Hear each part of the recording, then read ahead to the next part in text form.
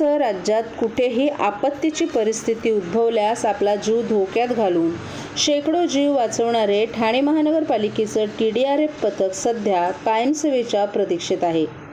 या पथकातील 30 जवानांना पालिकेच्या आस्थापनेत कायम करण्याचा प्रस्ताव प्रशासनानं राज्य सरकारला 6 महिन्यांपूर्वी पाठवला.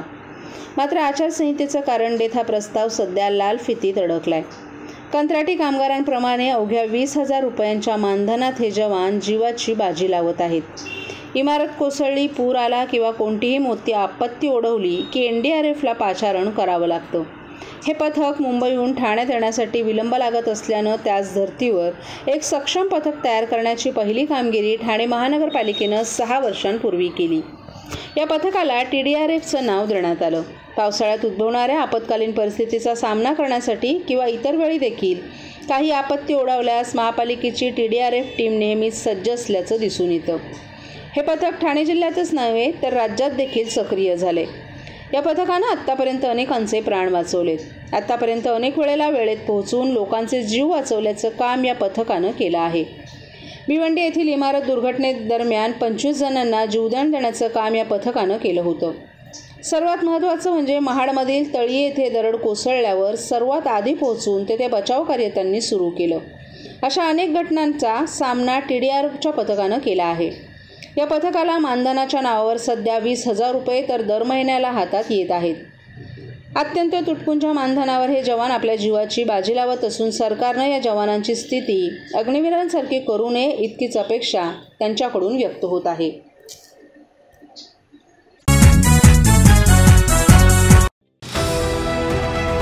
TJSB सौर शक्ती कर्ज. Go green. करा वीज बिलावर बचत. आकर्षक व्याजदर, 84 महिने परतफेड कालावधी, 80% लोन. व्यावसायिक आणि उद्योजकांकरता सुद्धा. अधिक माहितीसाठी तुमच्या जवळच्या शाखेला भेट द्या किंवा संपर्क साधा. 1800-223-466 आणि 1800-266-3466.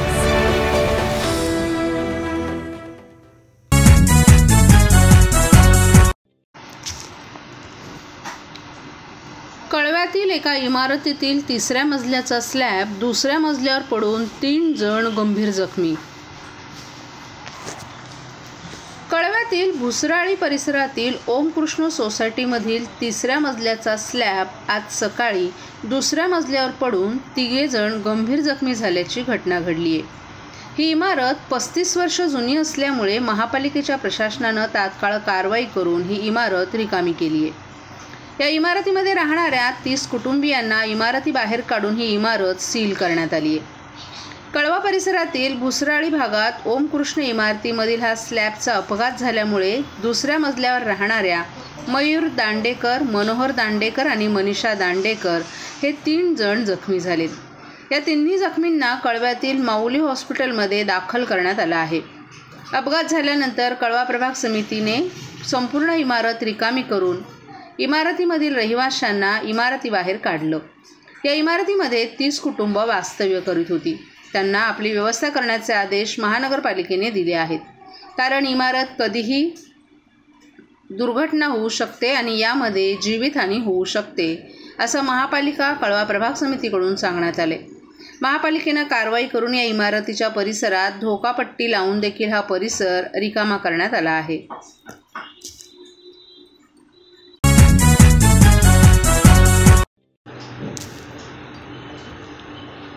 ठाणे लोकसभेचे खासदार नरेश म्हस्के यांनी समाज माध्यमांवर टाकलेल्या आभाराच्या पोस्टमुळे काँग्रेस, राष्ट्रवादी काँग्रेस, शरदचंद्र पवार आणि शिवसेना ठाकरे गटामध्ये नव्या चर्चेला तोंड फुटले. खासदार म्हस्के यांनी सर्व नगरसेवकांचे आभार मानत काहींना पक्षीय बंधनामुळे थेट मैदानात उतरून प्रत्यक्षपणे मदत आणि प्रचार करता आला नाही, परंतु आपली उमेदवारी जाहीर झाल्यानंतर आपण मैत्री निभावून अप्रत्यक्षपणे आपल्याला निवडून आणण्याकरिता मदत केली आहे, त्यामुळेच आपल्याला प्रचंड मताधिक्य मिळाल्याचा त्यांनी दावा केला आहे. ठाणे लोकसभा मतदारसंघात शिवसेनेचे खासदार नरेश म्हस्के यांनी ठाकरे गटाचे उमेदवार राजन विचारे यांचा पराभव केला. त्याबद्दल जनतेचे आभार मानल्यानंतर काल पुन्हा म्हस्के यांनी समाज माध्यमांवर पोस्ट करत आभार व्यक्त केलेत.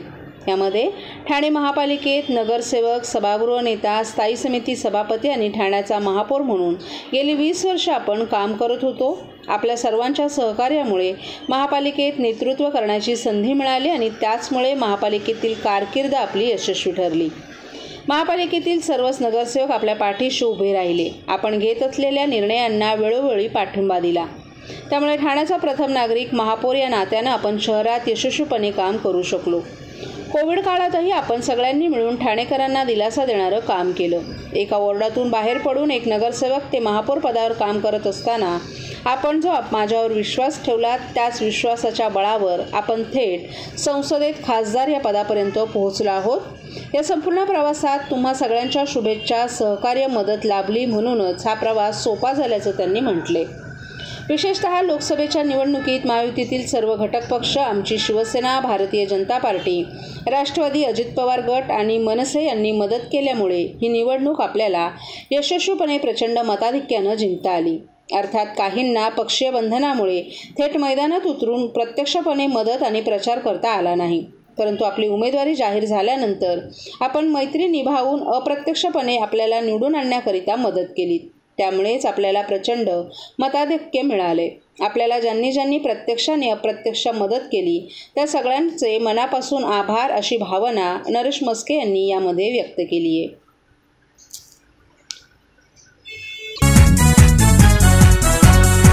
सुपरमॅक्स कंपनीच्या 1500 पेक्षा जास्त कर्मचाऱ्यांचे पगार अद्याप दिले गेले नसल्यामुळे कर्मचाऱ्यांनी आपला रोष व्यक्त करत आंदोलन सुरू केले. मुख्यमंत्री एकनाथ शिंदे यांनी यावर न्याय न दिल्यास आम्ही आत्महत्येची धमकी देत कर्मचाऱ्यांनी आज मुख्यमंत्री एकनाथ शिंदे यांच्या निवासस्थानाबाहेर आंदोलन सुरू केले. कर्मचारी आणि पोलीस अधिकाऱ्यांमध्ये यावेळी बाचाबाची झाल्यानं वातावरण तणावपूर्ण झालं होतं. कर्मचाऱ्यांनी यावेळी स्पष्टपणे मुख्यमंत्री एकनाथ शिंदे यांनी त्यांच्या मागण्या ऐकून न्याय न दिल्यास तर ते सर्व रस्ते आणि सिग्नल जाम करतील असा इशारा दिला. आम्ही मुख्यमंत्री एकनाथ शिंदे यांच्याकडून आमच्या मागण्यांना न्याय मिळवण्यासाठी आज मुख्यमंत्री निवासस्थानाबाहेरून हटणार नसल्याचंही कर्मचाऱ्यांनी सांगितलं. आम्ही आमच्या पगारासाठी लढत राहू आणि जर लवकरच आमचे पैसे दिले गेले नाहीत तर आमचं आंदोलन अधिक तीव्र करू असा इशाराही त्यांनी यावेळी दिला. या आंदोलनामुळे ठाणे परिसरात तणावाचं वातावरण निर्माण झालं. कर्मचारी आपल्या हक्कासाठी ठाम असून त्यांनी मुख्यमंत्री एकनाथ शिंदे यांनी तातडीनं हस्तक्षेप करून त्यांच्या पगाराची सोय करावी अशी मागणी केली. पोलिसांनी आंदोलनाच्या ठिकाणी कडक सुरक्षा व्यवस्था तैनात केली होती. आम्हाला हिशोब आहे किमान 25 लाखाचा आम्ही जे टार्गेट केले त्याच्यावरती आम्हाला हिशोब मिळाला पाहिजे. आमची मागणी आहे. राष्ट्र आहे, प्रामाणिकपणे काम करून सुद्धा आमचा काय गुन्हा होता, आम्ही कुठे कमी पडलो, आम्ही प्रोडक्शन देत नव्हतो का? पण ह्या गोष्टी करत असताना अचानक असं काय घडलं याच्यामध्ये युनियन सुद्धा सामील असू शकते. आम्हाला पूर्ण संशय आहे, कारण का युनियन सर्व कामगारांच्या अंडरमध्ये सगळी युनियन होती. या सगळ्या गोष्टी सगळं मिली बघत आहे. आम्हाला न्याय मिळाला पाहिजे. जर कंपनी चालू करायची नसेल हरकत नाही, पण आम्हाला न्याय द्या, आम्हाला हिशोब द्या, ही जेवढी मागणी आहे. बाकी काही मागणी नाही. तिथे टोलेजंग इमारती बांधा, काही करायचं तिकडे काय करा, पण आम्हाला कामाला हिशोब द्या, हीच आमची माफक मागणी आहे. त्याच्यापुढे आम्ही जास्त काहीच मागणी करत नाहीये. एक आंदोलन सगळं काही करत आलो आणि त्याच्यामध्ये आमचे कामगार मेले. त्याच्यामध्ये आमचे कामगार मेले, घरदार उद्ध्वस्त झाले, काही लोकांना शाळेतून काढले, काही लोकांना आता ऍडमिट आहेत आणि उपचार घेत आहेत. पण आम्हाला न्याय मिळत नाही म्हणून आम्ही शिंदे साहेबांच्या बंगल्यासमोर येऊन आणि आम्ही आमची खात्री आहे की आम्हाला शिंदे साहेब न्याय देतील आणि शिंदे साहेब योग्य हिशोब नाही तर योग्य 40 ते 50 लाख रुपये मिळवून देतील. याच कारणाने आम्ही या शिंदे साहेबांच्या बंगल्यासमोर येऊन न्याय मागण्याचा प्रयत्न केला आणि करत आहोत आणि करत राहणार. सर्व नागरिकांना आवाहन करण्यात येत आहे की सध्या डासांमार्फत पसरणाऱ्या डेंग्यू या आजाराचा प्रसार रोखण्यासाठी प्रत्येकाने पुढीलप्रमाणे कार्यवाही करावी. डेंग्यू आजार एडिस इजिप्ती हा डास चावल्याने होतो. या डासांची पैदास साचलेल्या किंवा साचवलेल्या स्वच्छ पाण्यामध्ये होते. 8 दिवसांपेक्षा जास्त दिवस पाणी उघडे व साचून राहिल्यास त्यात डास अंडी घालतात. अंड्यांच्या अळ्या तयार होऊन पुढे डास तयार होतात. यासाठी आपल्या घरातील पाणी साठे उदाहरणार्थ बॅरल्स, पिंपे, टाक्या, हौद, रांजणे इत्यादी दर आठवड्याला रिकामे करून घासून पुसून कोरडे करून पुन्हा भरावे. 1 दिवस कोरडा दिवस म्हणून पाळावा. पाणी साठ्यांना घट्ट झाकणे बसवावीत. किंवा जुनी साडी, चादर, धोतर यांनी बांधून झाकून ठेवावीत, म्हणजे डास त्यात जाऊन अंडी घालणार नाहीत. घराच्या गच्चीवर, आजूबाजूला, अंगणात कोठेही पाणी साचू देऊ नये. भंगार सामान उघड्यावर टाकू नये. उदाहरणार्थ टायर्स, प्लास्टिक सामान, कुंड्या, टाकाऊ वस्तू इत्यादी. अशा सामानात पावसाचे पाणी साठून त्यात डेंग्यूच्या डासांची पैदास होते. घरातील कूलर्स, फ्रीजच्या पाठीमागील ट्रे हे देखील वेळोवेळी कोरडे करावेत. लक्षात ठेवा, नुसत्या फवारणीने डास घनता कमी होत नाही, तर त्यासाठी डास पैदास ठिकाणे नष्ट करणे ही आपल्या सर्वांची जबाबदारी आहे. कोणताही ताप अंगावर न काढता जवळच्या शासकीय रुग्णालयात मोफत औषधोपचार घ्या. अशा प्रकारे नागरिकांनी सहकार्य केल्यास डेंग्यूचा प्रसार रोखणे सहज शक्य आहे.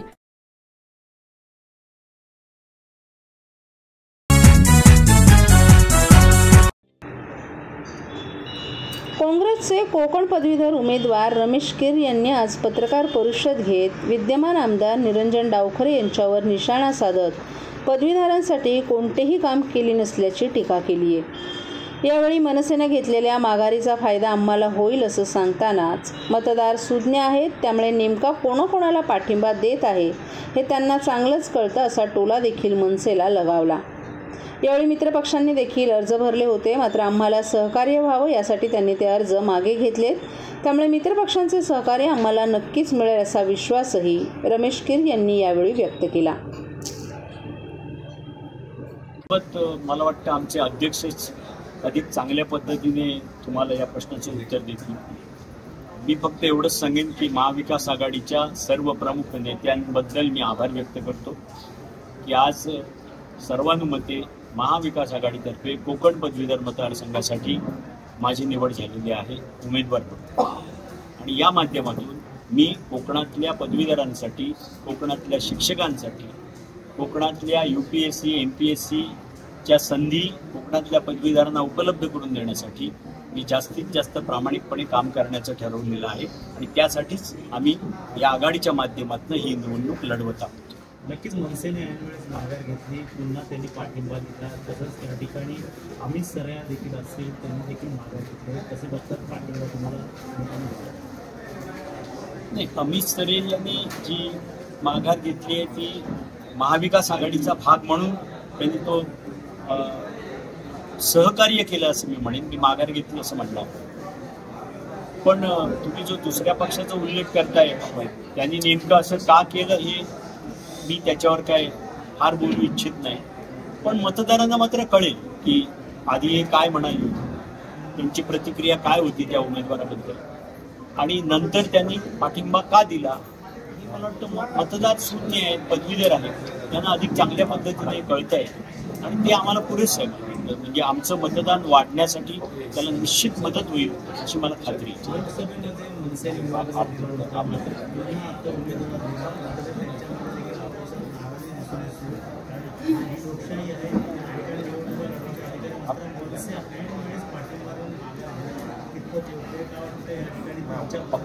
तुम्हाला अधिक चांगल्या पद्धतीने मनसे आणि त्यांचे नेतेच सांगू शकतील.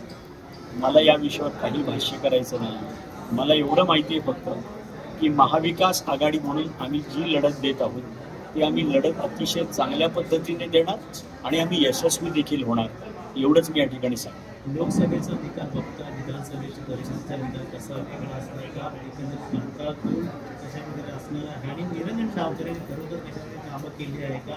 2 वर्षात त्यांना संधी दिली. मी जवळजवळ 5 ते 6 महिने या मतदारसंघात फिरतोय. मला कुणी असं सांगणारं भेटलं नाही की या विद्यमान आमदारांनी आम्हाला भेटले, आमच्याकडे आले, आमची काही कामं केली, आमचे काही प्रश्न सोडवले, असं मला तरी कोण भेटलेलं नाही सांगणार. त्यामुळे त्या विषयावर आणखीन मी काही बोलणार नाही. मी उलट असं म्हणेन की लोक आता नवीन उमेदवाराला किंवा नवीन व्यक्तीला ही संधी देण्याच्या मानसिकतेत आहेत याची मला खात्री आहे.